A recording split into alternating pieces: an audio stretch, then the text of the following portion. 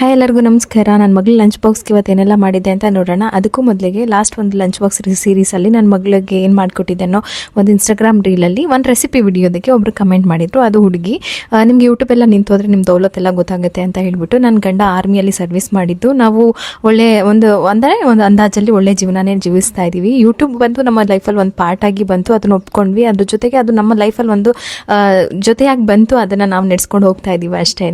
ಯೂಟ್ಯೂಬಿಂದ ಉಸಿರಾಡ್ತಾ ಇಲ್ಲ, ನಾರ್ಮಲ್ ಆಗಿ ನಾವು ಉಸಿರಾಡ್ತಾ ಇದ್ವಿ. ನಾವು ಕಷ್ಟಪಟ್ಟು ವಿಡಿಯೋ ಮಾಡ್ತಿದ್ದೀವಿ. 5 ವರ್ಷದಿಂದ ಯೂಟ್ಯೂಬಲ್ಲಿ ತುಂಬಾ ಕಷ್ಟಪಟ್ಟಿದ್ದೀವಿ. ಹಾಗಾಗಿ ಒಂದೇನೋ ಜೀವನದಲ್ಲಿ ಹೆಸರು ಮಾಡಿದ್ದೀವಿ.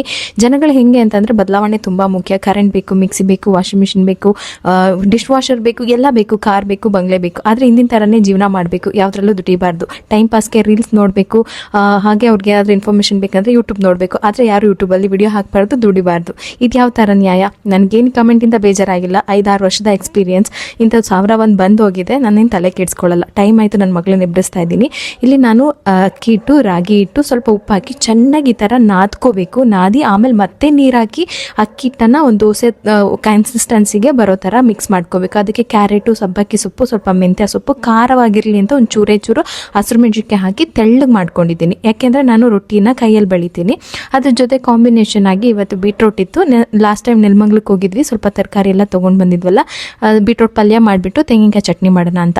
ರೊಟ್ಟಿ ತುಂಬ ಚೆನ್ನಾಗಿರುತ್ತೆ. ಅಕ್ಕಿ ಮತ್ತು ರಾಗಿ ಹಿಟ್ಟು ಹಾಕಿರೋದಕ್ಕೆ ಮಕ್ಕಳಿಗೆ ಹೊಟ್ಟೆ ಫುಲ್ ಆಗಿರುತ್ತೆ.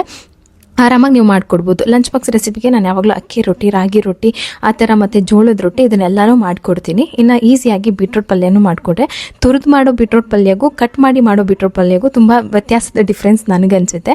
ಸೊ ಈ ಥರ ಇತ್ತು ಇವತ್ತು ನನ್ನ ಮಗಳ ಲಂಚ್ ಬಾಕ್ಸ್ ರೆಸಿಪಿ. 2 ಚಪಾತಿ ಅಥವಾ ರೊಟ್ಟಿನೇ ಸಾಕು ಅನಿಸುತ್ತೆ. ನೆಕ್ಸ್ಟ್ ಲಂಚ್ ಬಾಕ್ಸ್ ಸೀರೀಸಲ್ಲಿ ಸಿಗ್ತೀನಿ.